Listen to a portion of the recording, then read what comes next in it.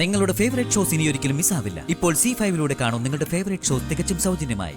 ഈ വീട്ടില് ധാരാളം കുട്ടികൾ ജനിക്കണമെന്നല്ലേ നീ പറയുന്നേ? അതെ, അത് വേണം.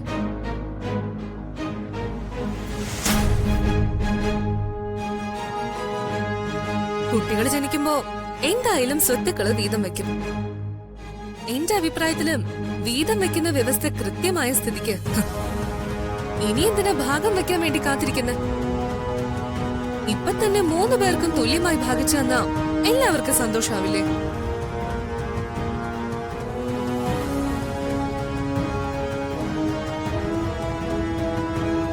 അത് സാധിക്കില്ല. കുട്ടികൾ ജനിച്ച ശേഷമേ വീതം വയ്ക്കാൻ സാധിക്കൂ.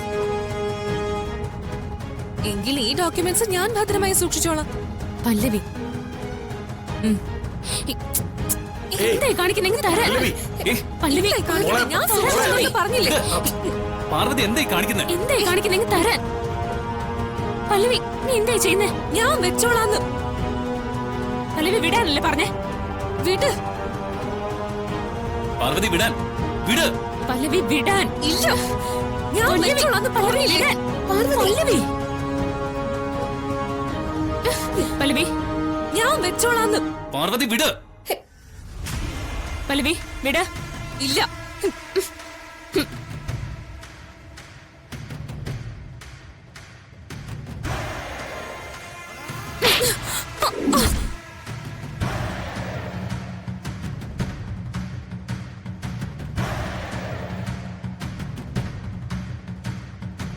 പാർവതി,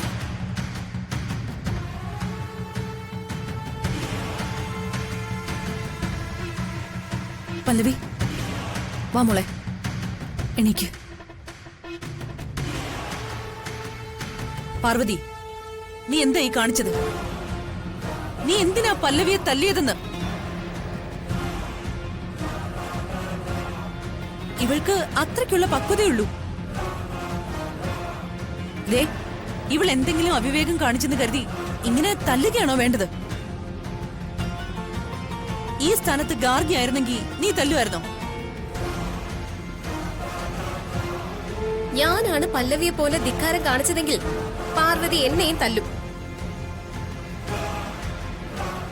ഇവളുടെ ദേഷ്യത്തിനും കരുണയ്ക്കും ഒരു നൂലിട വ്യത്യാസം ഉള്ളമ്മേ. എന്തായാലും പാർവതി ചെയ്തത് 100% ശരിയാ. നീ വാ പാർവതി.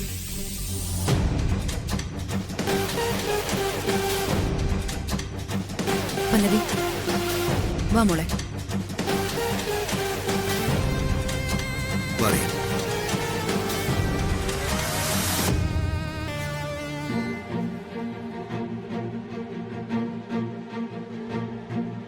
കണ്ടില്ലേ, ഇതാ ഇപ്പൊ ഇവിടുത്തെ അവസ്ഥ.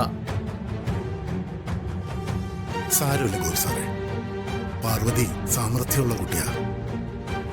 ഇവിടുത്തെ എല്ലാ പ്രശ്നങ്ങളും പാർവതി ഭംഗിയായി കൈകാര്യം ചെയ്തോളൂ. സാർ സമാധാനായിട്ടിരിക്കാം. ശരി.